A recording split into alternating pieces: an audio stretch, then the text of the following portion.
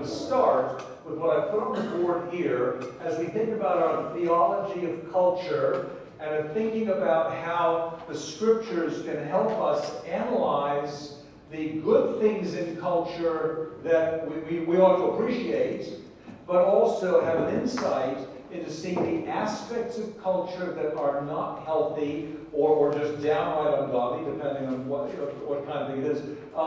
And then our hope is that by being a Christian presence, we and other Christians together can help redeem the culture. Culture is something God gave human beings, right? Culture is mentioned, but not the word necessarily, but if you go all the way back to Genesis chapter 4, there's some interesting cultural pieces mentioned there. One of them is mention of music, all right? So-and-so invented a certain kind of musical instrument. Another one involves the use of metal products. These are technological developments, and whenever something is developed, it influences the way people live their daily life. And culture, at least in its good forms, helps to protect and regulate us, right? Hopefully. The patterns that are in the people around us are saying, here are good ways to live, good ways to value things, and ideally that's the way it should go. We are together. We're never alone. We're always in part of a pattern culture. I think that's very apparent to you. So anyway, let's put in this term here. It's a concept that someone years ago called common grace. Let me work on it backward. We know a specific particular use of the word grace that someone has very cleverly said. It's easy to tell by the letters G-R-A-C-E, God's riches at Christ's expense. I like that. I don't know who invented that or who saw it that way. I thought that was a great way to look at grace in general. But we're going to add a different word here. Common grace is the idea that God gives good things to people and to their cultures where they get to enjoy this good even if they don't recognize God. Because every day God is allowing us the systems of life that make life and health and enjoyment possible, and very often, we have far more than we recognize, and we need to take some time to stop and say, the things that we have that are good are God-given. I know you believe this. I'm just reinforcing what I know you already believe. And sometimes those are done in a common way where even people who have no acknowledgement of God still get to participate in the good things that are out there. And so by saying that some cultures have good and healthy features, even when they're not believing cultures, that's an aspect of common grace, right? Good things from God given broadly. Here's a little expression as Jesus put it in the Sermon on the Mount. God gives good things in this form. He says, He makes His rain fall on the just and the unjust alike, right? So each day, even people who deny God or who are unjust in the way they live still are benefiting from the things God gives. It's ironic, but there it is. God is immensely generous as well as patient. And so seeing these things is a good thing for us to recognize. Sometimes people live a life painfully aware of what someone else has, and that looks like a big thing, and they're jealous, and they're bitter, and they're angry that somebody else had more than they have. And I like to put it this way. I say, whatever you can do in life, there are people who are better than you at that, and there are people who are worse than you. There are people who have more than you, and there are people who have less than you, right? Whatever skills you have, there are people who have more skills than you, some have less. We're all sort of in this together, right? But God is overtly generous in so many ways. And a good way to live life is to recognize the goodness that comes, including that by common grace. So I want to ask a couple questions. I'm going to get very practical with this. And I want to connect an idea and then massage it a little bit. I realize I'm going to do just one line here. I'm not going to erase this just yet. And that is, how can we start to perceive the quality of the actions that are involved when we think about pastoral counseling? And when I think of that, there are two words that come to my mind. These things can go on without counseling, but often they're immensely helped with counseling. And that is what we call spiritual formation. Okay? And spiritual formation historically was often covered in a single term. It's not identical to spiritual formation, but it's awfully close. And that is the term of sanctification. Okay? Now, I'm going to work backwards as I tend to do here. The word sanct, S-A-N-C-T, sanct or sanct, is from a Latin word meaning holy, as in H-O-L-Y, holy.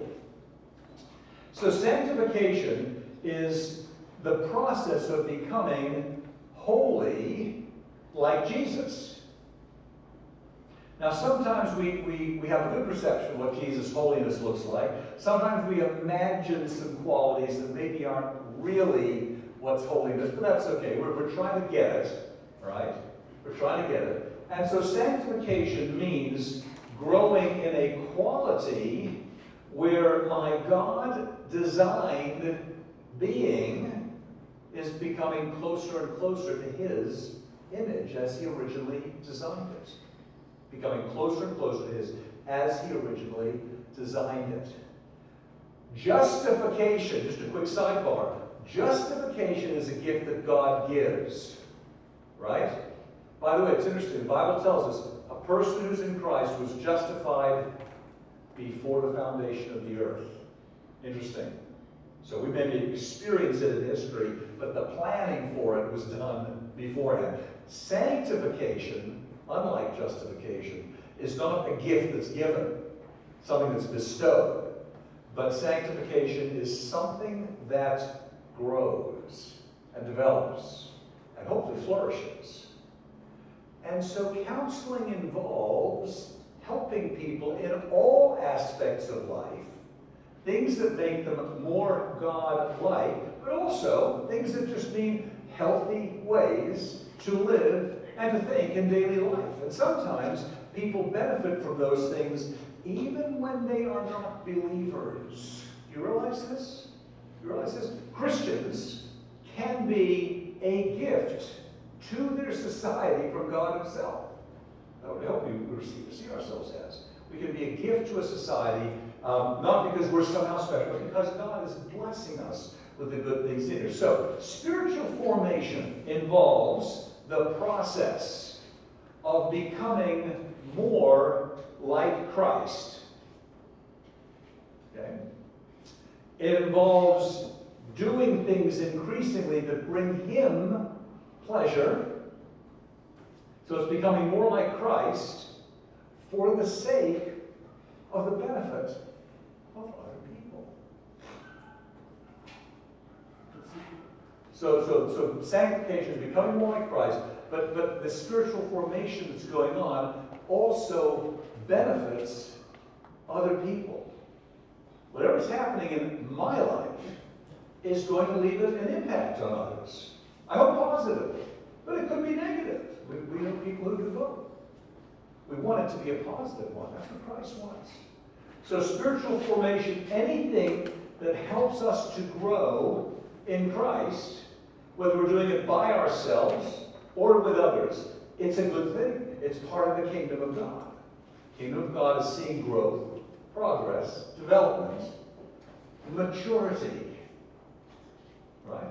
Where the good things we've been given now become the benefit for people other than themselves. Think about it, spiritual gifts. What are they? Spiritual gift is a gift that the Spirit of God gives, but it's not this gift, it's not for the purpose of helping me, it's for the purpose of helping me to help other people. It's a very outward kind of a thing. It's a collective. It's the way the Christian life is. So counseling is helping people not only in their own personal life, and it is, but helping them also change and develop in ways that's going to help other people. I'm going to use an example. I'm going to use a comment Regina made some years ago that illustrates this very nicely. Here's a Christian woman who, and she'll tell you more about it, serves an inmate population. I don't talk too much detail because she's cautious about that. She can decide next week how much she wants to share on it, but she's mentioned that briefly here. So she works with inmates at a correctional facility. And years ago, I said to her, I asked a question that went something like this. I don't remember the exact words, but this. I said, listen, you work with a population that, for the most part, is in the habit of becoming excellent at doing criminal activities, right? Now, some people just happen to do one bad decision, but there's others, their whole life has been devoted to becoming brilliant at being bad, all right? And these are not things that they're going to step out of quickly. Nobody's going to step out of it that quickly. The effects are going to be there. So I said to her, does it ever upset you to know that when you go into work, you are going to fail in much of what you try to do? Was that a fair summary of the question I posed? Okay. That you're going to fail. You cannot possibly succeed at everything you hope to. She said exactly. But she offered an answer that went something like this. If I can help even 1 in 100 people, once that person is helped and they get out of prison and they go back to whatever family or friends they have, their life has changed, hopefully. And because that life has changed, all these other lives around them are also going to feel the benefit. That's an amazing possibility. Evil has great possibilities, but so does good. So it's called good. The ripple effect. Ripple effect, yeah. So, to keep in mind, and I'll say the same to pastors. I think we hope for a higher percentage of immediate success, right? But we're not going to get 100%. We can't, but because of the 4 soils, right? That's our pattern. But we hope that there will be, and expect there will be success. I hope maybe this week I can hear some of the stories that go behind you and your faith. I don't want to go into the details of how it got this way, but as a young teenager, I was a very angry young man, and I was self-destructive. And thankfully, I went to public school, and there was a teacher at the junior high school that I was at who was a strong Christian, a very, very quiet, sensible fellow, but a strong Christian. And it was his ministry that saw my life turn around. And I say to people, I don't know exactly what would have happened in the next couple of years if that had not happened. But either I would have wrecked other people's lives or I would have destroyed my own. That was the path I was on. I was an angry young man. Right? And I'm not saying my conversion fixed everything. It didn't. For the rest of life to work that out. But I was redeemed and I was given a freedom. And I remember in senior high school, I remember one of my fellow Christian students said to me, yeah, you were such a nasty person back then. I said, I know, I'm sorry. She told me the nasty things I'd said. I said, I know, I'm sorry, I apologize. But that was working out of what was inside of me. And so when God got a hold of me, that set new directions. And this is what we hope for. And I'm sure many of you have similar kinds of stories. So spiritual formation is what we are reaching for, which is why we are talking about a multiple ministry that is done by pastors, but often pastors in cooperation with other people for the diversity of needs that people have to rebuild and grow up their lives. Especially, I don't know about Kenya, I know in the West, here is the trend, it's very clear to see it, lots of people have commented on it. We are seeing, in America, but also other countries, we are seeing a super privatized faith developing, especially in young adults, but it's happening in older ones too, and teenagers, where people are increasingly saying, oh, I'm upset with this or that aspect of the church, I sympathize there, but they then say, I'm a spiritual person, but I'm not a religious person. Now think about that for just a second. There's a good piece to that. I want people to be spiritual because we are by design spiritual people having a physical experience in this world. However, What they mean by it is, I don't need Christian friendship. I don't need fellowship. I don't need to be discipled. I don't need to be taught. I am my own island.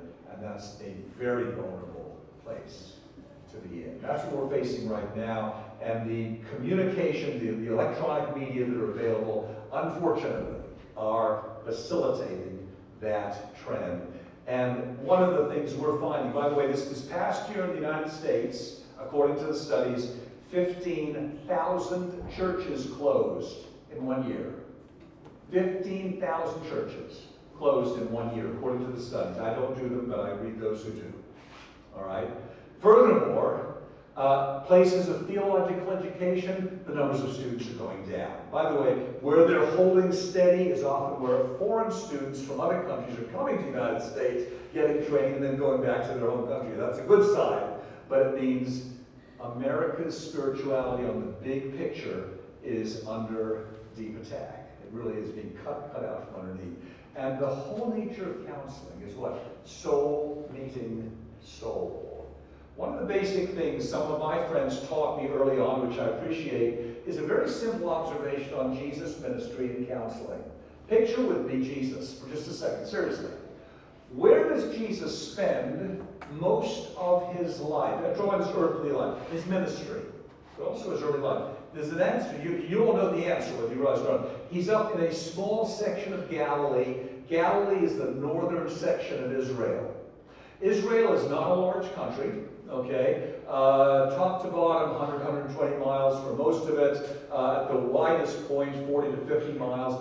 It's small, okay? And in that small region, in a smaller region, namely Galilee, and just part of Galilee, Jesus spends most of his time between the towns of Capernaum, Nazareth, and places like that. That's where most of his ministry is, a tiny, tiny little slice. Very, very small, okay?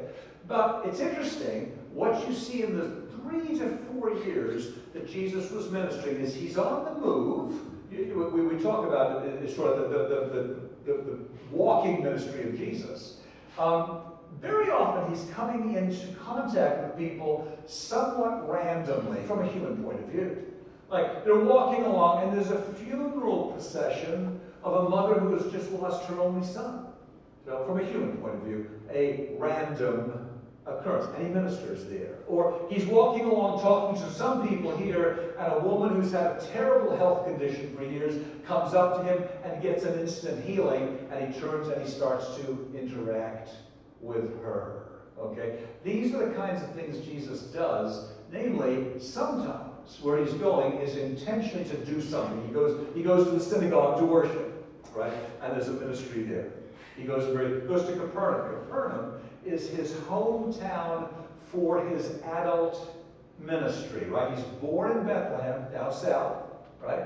He is raised in Nazareth, little tiny hamlet of a village up north, and then he spends much of his working ministry, not terribly far from there, in Capernaum, which is on the northern end of Lake Galilee.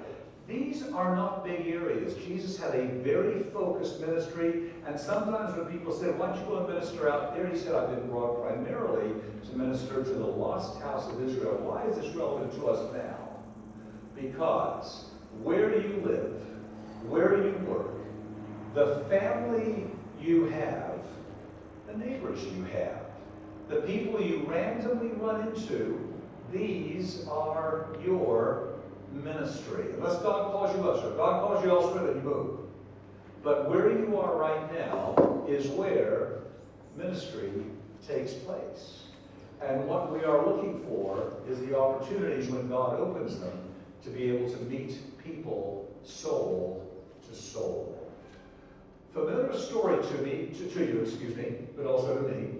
And I want to play it out to give you an illustration. It takes place in John chapter 4. The Samaritan woman. You remember the Samaritan woman by the well? Okay. I love this story for a number of reasons. In the previous chapter, Jesus he's been down in Jerusalem. He lives up north, but a couple times a year goes down to Jerusalem, maybe once a year, goes down to Jerusalem and has to go back up. And if you look at a map of Israel, Down here is Jerusalem, up here is Galilee. What's the region in the middle? It's known to all of you, where a lot of people didn't like the Jews, and the Jews didn't like them. I know you know you may not know you know the answer, but you know the answer.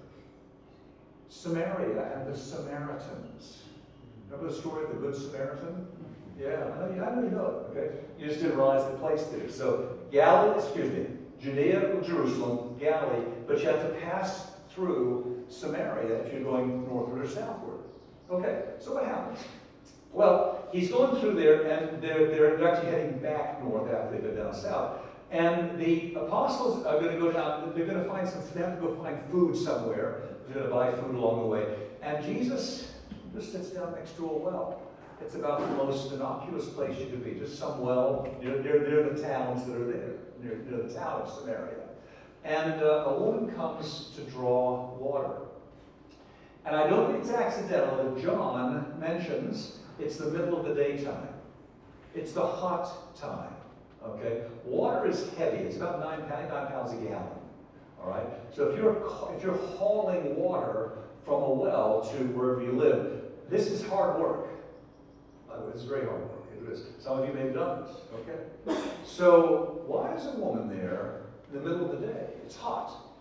That's the time you avoid it. Well, probably intentional. She's avoiding people. Why is she avoiding people? Well, it's going to become opened up in just a minute. So Jesus starts a conversation. Many people don't realize this. Jesus, as I like to put it playfully, picks a fight. Now, it's a friendly fight, not a fight to hurt, but a fight to get at something that really matters.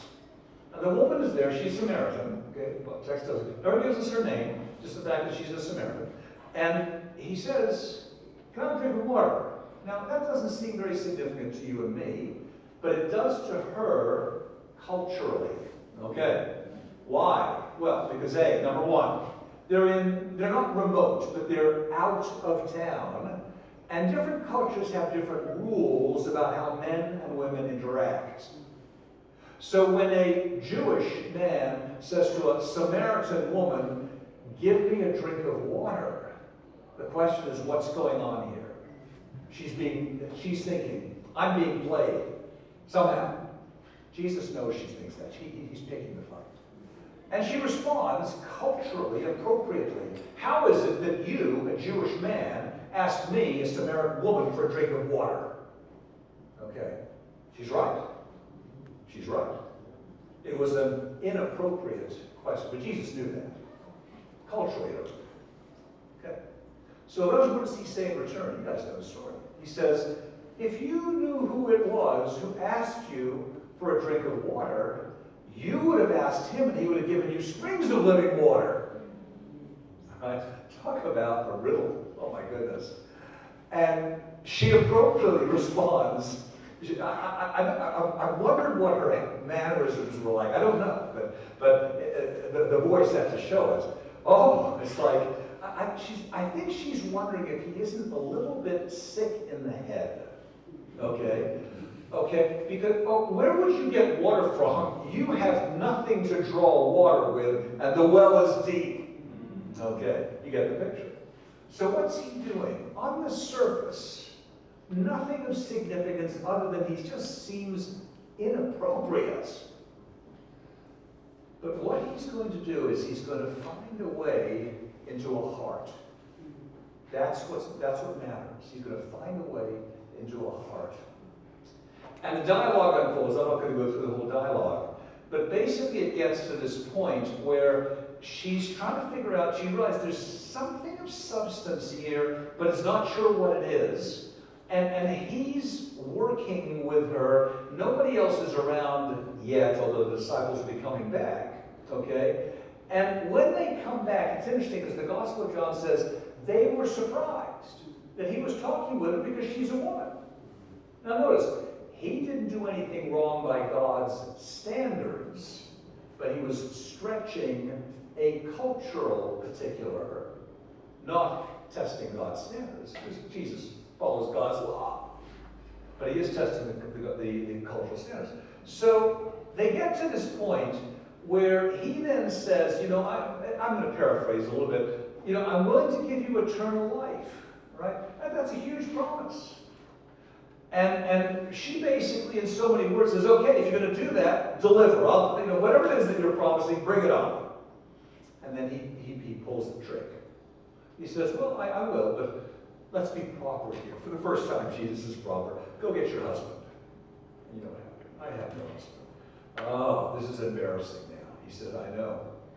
You've had 4 men. This is the next one. Right? There's been a broken life. Now, can I pause on something before I finish this up here? You realize how many Bibles have labeled this conversation, the top label, Jesus with the sinful Samaritan woman. But we don't know anything about her situation. We know about her situation that she's had multiple husbands, and she's now with a man she's not married to. It's obviously a problematic. There's sin involved, but we do not know whose sin exactly. Some of it's probably her sin. I don't doubt that. But she's the only person who's there. What about the other men? Oh, they've abandoned her, apparently, or kicked her out, or put her on, whatever. They're not here. Okay. And when Jesus says, yeah, this is your situation, it's got to be like a kick in the head. She's wondering, how can he possibly know that? How can he possibly know that? Now, we know why, but she doesn't. And so the disciples come back, they're surprised to see him talk to a woman. And she does something very interesting that I think speaks volumes. She is a woman, whatever the background story is, I like to call her, and I mean this sympathetically, a disposable woman. Somewhere along the line, men learn we can pick her up, have her for a while, and get rid of her, the next guy will pick her up, and she's not my worry. What a terrible way to see women. Is she a sinner? Sure, I'm sure she's a sinner. What about all the other sinners in her life as well? As someone rightly said, this was a helpful comment, she is probably both a sinner and she has been sinned against. We need to allow for both of those. I'm not putting her on a pedestal, but I'm not condemning her to hell. That's not my job. Jesus knew what he was doing. So she goes back to the village. It's very interesting the way she attracts people. Listen to the wording. It's very intentional. She goes back to the village. Now remember, this is a disposable woman. She has no standing. She can't say, hey, Messiah's out there. They're going to say, who are you to tell me that? That's not what she says. She goes to the village and she goes, come and see the man who told me everything I've done. You don't think he's the Messiah, do you? Now she's appealing to curiosity. And the dialogue continues. Friends, so often in life, sometimes anyway, we minister to people we know well. They're in our church, they're in our family, they're in our neighborhoods, okay? But also we have a ministry to people who are, give us what I would call accidental ministries. And occasionally, these get very deep and very personal, and we leave a legacy, which is very interesting. Regina and I were at a conference, a linguistics conference, co-presenting a paper last year, and we randomly ran into a woman who, where did we see her? The woman we eventually took out to dinner. How did we meet her? She was in the hotel where people were staying, and we just ended up in a conversation with her. And it was clear she had a broken life. It was tough, and she just opened up. We said, "Come on, have a meal with us." We spent hours just talking with her, and I don't know where it went because she went her way and we all went our ways. But it was one of these things where the opportunity to gently, quietly speak into somebody else's life just opened up without expectation. And we did. Want to add a comment here? Is that you have that comment look on your face? Comment.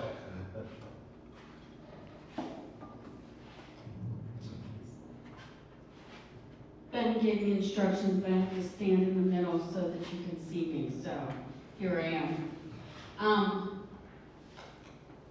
I'm not saying that what we do in the pulpit on Sundays doesn't matter. It's very important. But those moments, those are true ministry moments. And if we don't take advantage of them, if we don't have the conversation, if we don't offer grace, if we don't interact and display and model God's love, then we're not doing a very good job in our ministry. Can I get some affirmation for that? Okay.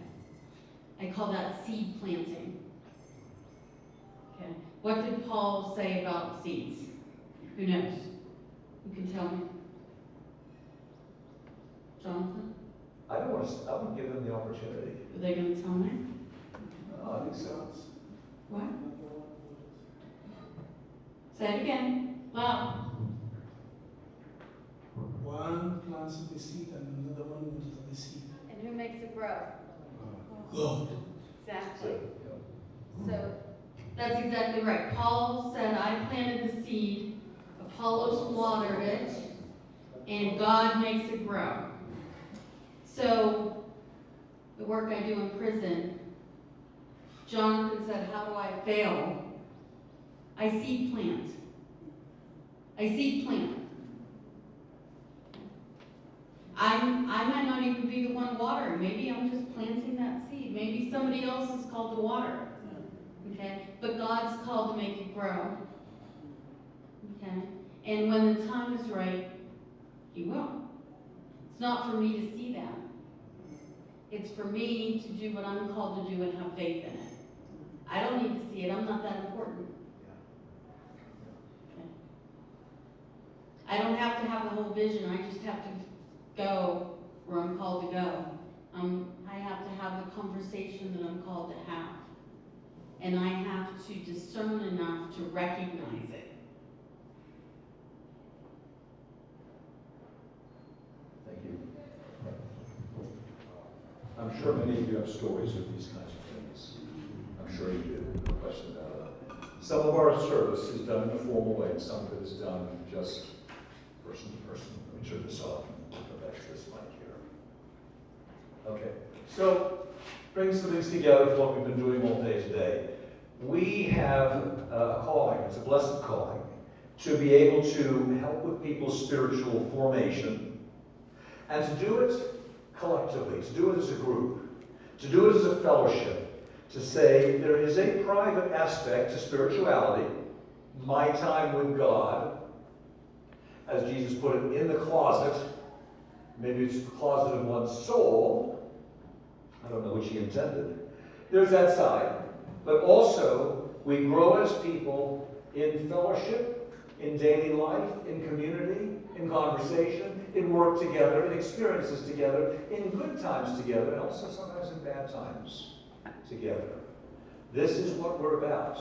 And so to be involved in counseling, we want to see all of the kinds that go on. Some of them are quick and brief, others are deep.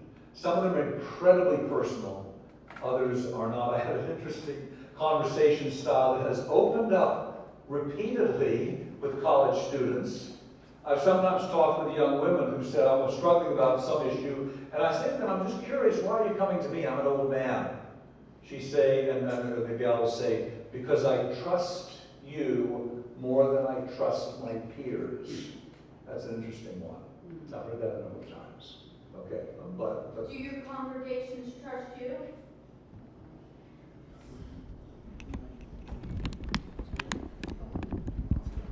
That's a challenge.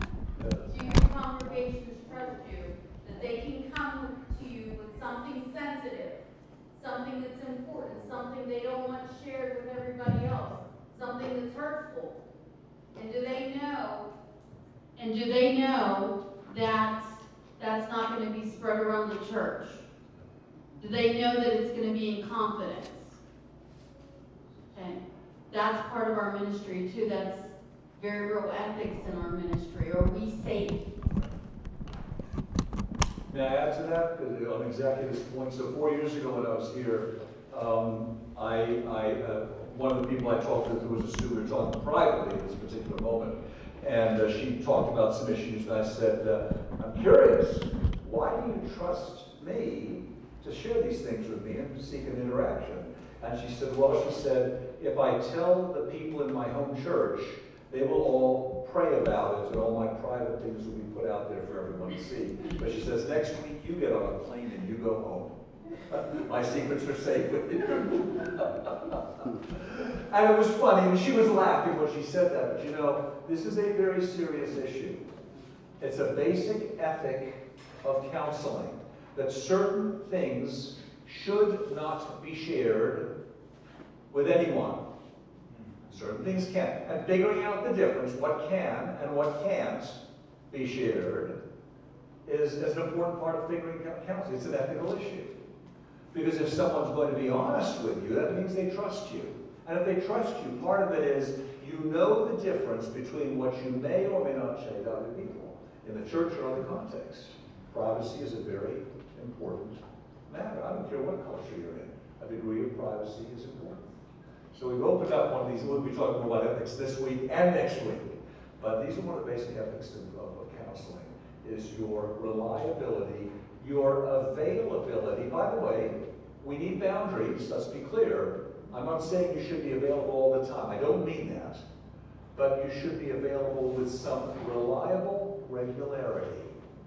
So that if someone contacts you, however they contact you, in person, by phone, whatever, that they know that within a reasonable time you will respond, and then you figure out where to go from there. This is vital. This is vital. Trust is important. Let's speak on to that. I think that confirms a question that was asked by somebody, why some members prefer going for counseling outside than being helped by their pastors. And I think professionally, one of the things that happen is that for you to enter into a counseling session, you sign a contract. Confidentiality is one of them, and the client is able to sue you if you breach. That's right. Yes. That's right. So I think this is where maybe most of the pastors fail to keep the issues of the clients within themselves. Okay. That it is communicated to other members, even like a prayer issue. Then from there it is brings out that so-and-so is having a problem or a challenge. So I think pastors need to be very confidential with the issues of the members they are counseling. Well said. What he said is perfect. It's exactly right. Please, comments.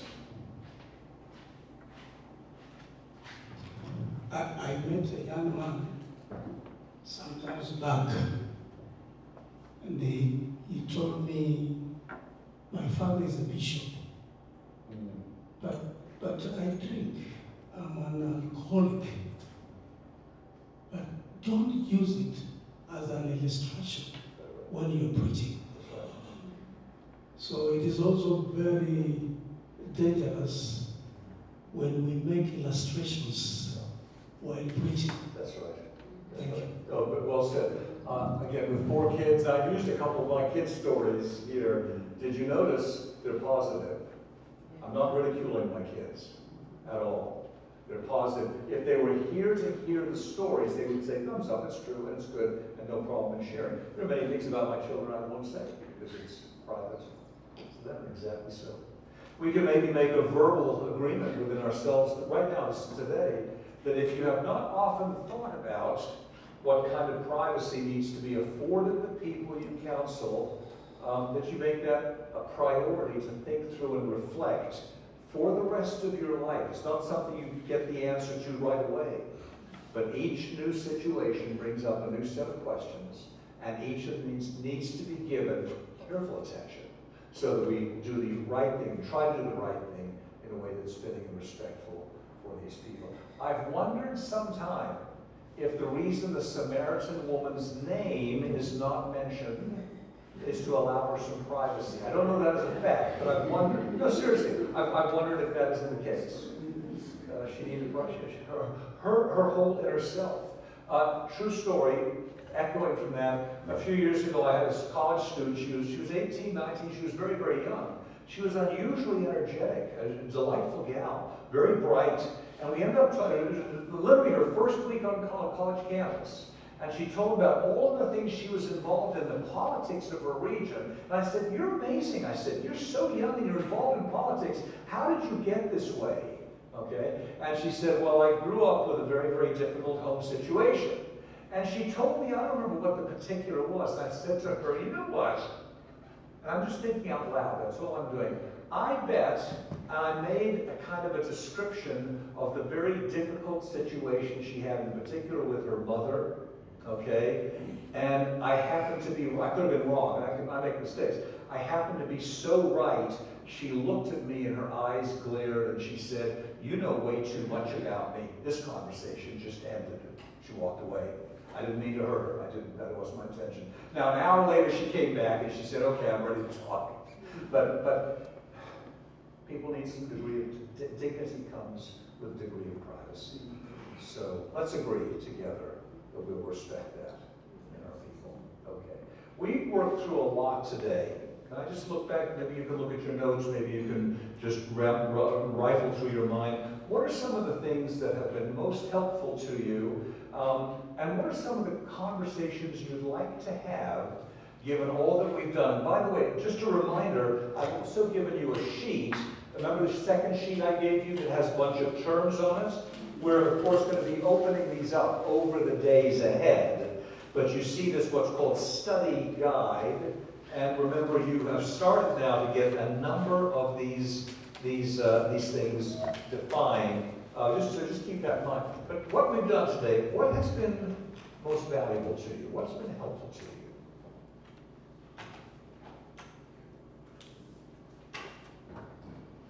I shared with you earlier the idea of the image of God on everyone, especially difficult people. Helpful to me. What's been helpful to you? Absolutely everything. But now, because I cannot put everything into context, I will reflect about culture and the worldview. And this will help in the sense that, I might go to preach in America. Like you just say they need a lot of evangelists, and I'm readily available. What I need is passport and go there if God sent me. Then when I get there, I need to know what is their culture, what do they believe in, before I bring my African mentality to tell them that is absolutely wrong, that is wrong. Now, I will have blocked them to talk to me. That black African man doesn't know what he's talking about. But then if I'm able to dig deep into their culture, understand the way everything is made, how they think, what they eat, how they behave, then I'm able to dig into the scriptures, and God is able to give me insight to listen to them, give them proper advice, not based on emotion and everything else, but because I've learned, I'm able to be of help. Well said. Thank you. Well said. Absolutely. Others, what things have been useful? Other things that have been useful that you'd like to mention and massage a little bit? What I'm giving you today, these things flow through my mind, right? They're not just ideas that I have on a piece of paper. They animate how I interact. Virginia, you're pointing to somebody. Gentlemen. Thank you. I'm sorry I didn't see you. I apologize. Please. I'm not saying something very new, but I wanted just to add on what he said, like, just like him.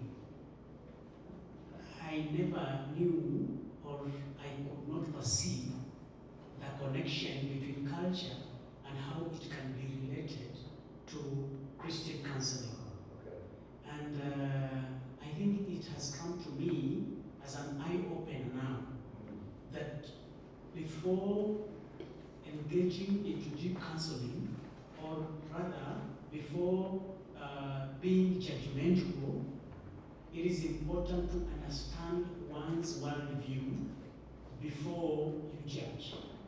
And when you are teaching all along, there were some two issues that always kept ringing my mind about culture. Maybe just to mention some of these things, you might not understand them deeply, but my friends will understand me very well. example, here in Kenya, we have an area we call Meru, where there's this herb that is grown. I don't know to call it herb or what, but it is grown. It is called something like that. It's a cut. I didn't know that. Yeah, but it's a stuff. It's a crop, right? It's a crop that is addictive, and people take it. They chew it. Is that what you're talking about? Yes. And people chew it and they get high. And when you are talking about culture, I was trying to put myself in the minister's shoes who minister there, but they come from other regions of the country, where when you preach against that stuff in that area, you might find yourself in a great mess that it will be difficult to fix. That one I did not see it until you were teaching this, because it is related to culture. How do people perceive taking that stuff in that area versus other places? Yeah, that's good. The other thing that I said, there were two things that kept coming into my mind. It's about taking alcohol, liquor, or beer. In the African setting, particularly in Kenya, Christianity versus beer. When you talk anything to do with beer and you are Christian, it's unheard of. But I'm trying to learn recently that there are some parts of this world, I don't know, Western or where, that drinking beer, some little bit of it, is not a big issue.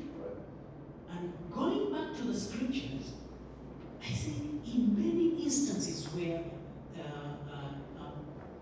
not alcohol, but this wine is mentioned in the scriptures, especially in the book of Psalm, he said, do not take too much.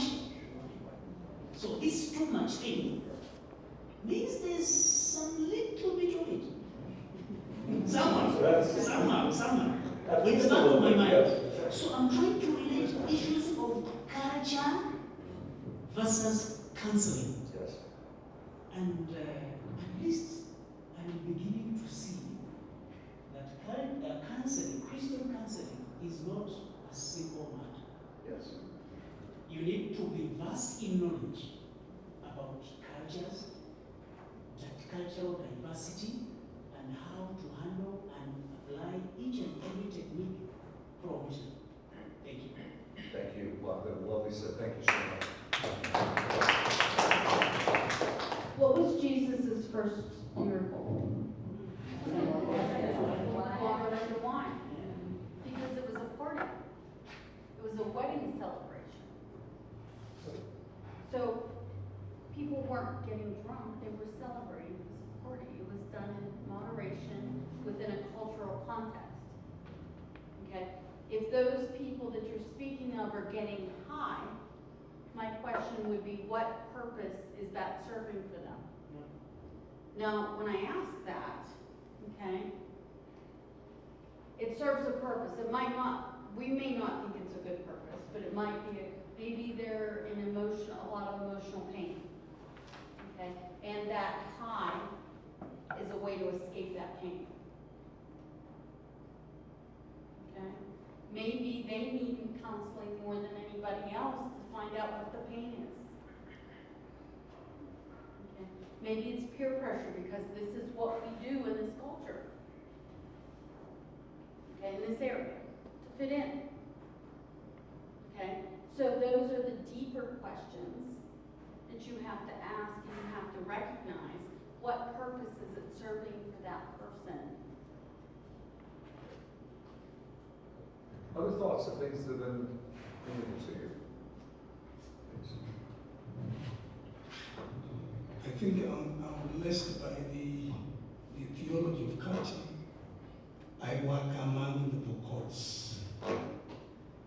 And Bokot men, culturally, they marry many wives, 4, 6. So when you go there, maybe if you don't know how things are and begin to preach against polygamy, you lose everybody. They will not join the church. They will not come. So I'm really blessed with this teaching so that I can play my cards wisely. Thank you. Sometimes those conversations have to happen one-on-one. Okay, so the way I change a culture isn't by this broad challenge, but maybe you and I have a coffee and we say, are you valuing your wives? Or what's going on here? What purpose does it serve? Okay, and I know there are many purposes to polygamy. Sure, right? Okay, there's not all bad, right? There's a purpose to those things, okay? But when we want to change in counseling,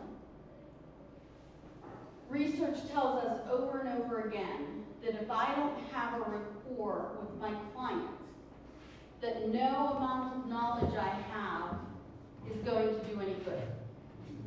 Okay? So if you don't genuinely believe that I'm invested in you and I want the best for you, then you're not going to buy into anything I say. Does that make sense? So if I have a conversation with you and we genuinely bond and you don't feel judged by me, and I ask, what's the purpose of that? You're going to be much more open to talk to me about it. Now, if I'm preaching in the sermon, I'm condemning something, how are you going to feel? Judged. You're not going to feel like I have any interest. I'm criticizing your whole way of life. Okay? So, I'm not going to feel like you're very invested in me. Okay? So the same thing goes for our faith. If you're going to judge me, you're representing God. God's going to judge me. God does judge us. But God also gives us tremendous amount of grace. Because, thank heavens, we're not all judged as harshly as we deserve to be judged, right?